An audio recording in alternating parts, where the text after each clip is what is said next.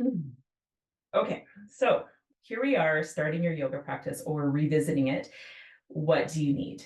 Well, the answer really is not a lot, but there are a few things that can make your practice a little more supportive. And they're things that, whether you have them right from the beginning or they eventually add, I'll go through a few things. So, first things first, a yoga mat, it's nice to have, but it's not necessary if you're in a climate where you can be outside on the grass.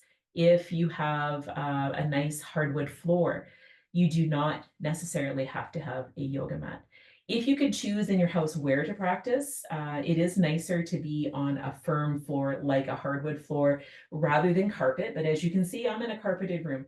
One of the reasons is the carpet during balancing poses can really play with your body and the movement, but it can also strengthen a lot of muscles in that as well. But I digress. So coming back to yoga mat, you can choose different thicknesses of yoga mats. I kind of opt for a mid-range one, and you can get thicker ones that are a bit more cushioning. You can get really thin ones that fold up nice to travel. So it's basically a personal preference.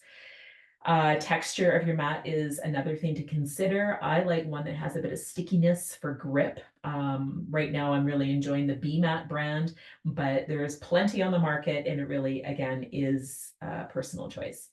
Um, Another thing that we're going to use in this series that I would encourage you to add to your basket is a form of a yoga strap. And this is not a actual yoga strap. This is a fuzzy belt from my bathrobe. And I love this one. I do have yoga straps, but I always come back to this because it's soft and it feels nourishing and it just feels kind to my skin. The basic use of any yoga strap is to find length in either our arms or legs and taking away from strain in other areas. So if we're trying to come into a reach pose and we're going to use it for, let's say, our arm, that might take away strain from our shoulder, from our neck, depending on what we're doing. So really nice to have something you can use as a yoga strap. If you buy an actual yoga strap, they do typically have a type of a buckle on it, which can be really nice. And if you have a choice of going shorter or longer, I would always go for the longer versions. So, yoga strap, something as a yoga block. So, I'm showing you cork ones. And if I had to pick, I would actually recommend looking at foam yoga blocks because they're just a little softer if we're cushioning under, say, the legs or under the back. Cork is really strong and sturdy, especially for standing poses. But if I was going to get one set and recommend, I would actually lean towards cork, or sorry, the foam.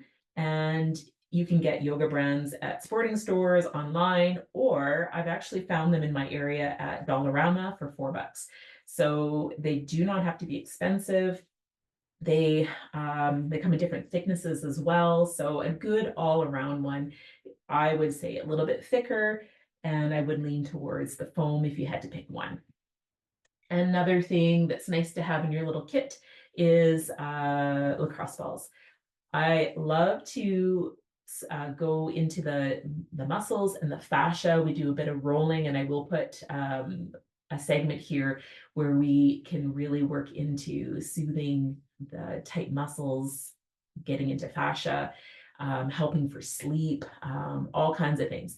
So two lacrosse balls, I think they're about $5 each from sporting stores. You can actually go online and get yoga therapy balls if you wish. They come in different sizes. They come in a mesh bag. They're wonderful, but not necessary. So these are kind of good all around. And a blanket's really nice to have on hand. Preferably one that doesn't have a lot of slip to it. If you roll it, it's not going to shift too much. If you happen to have a Mexican blanket in that cotton knit, they tend to stay put. And these can be not only just for covering yourself, but they can cushion into joints, into knees. They can cushion under the back. They can double up as a block in certain poses. And another thing, if you're looking to invest in yourself, is a bolster. So a yoga bolster. Unfortunately, these are not typically cheap, but you can also use a cushion from your couch. You can use two pillows stuffed into one pillowcase, and that can be a makeshift bolster. I really encourage you, if you are thinking about getting a bolster, to see if you can try a few different ones so you know what you like. This particular one is rectangular. It's a little bit longer or widthwise. This one is made by Half Moon. It's a Canadian company I really like. But perhaps you could kind of poll your friends and see if anyone has some that they're getting rid of that they don't use. Check out some of the resale sites and get a chance to see what you like.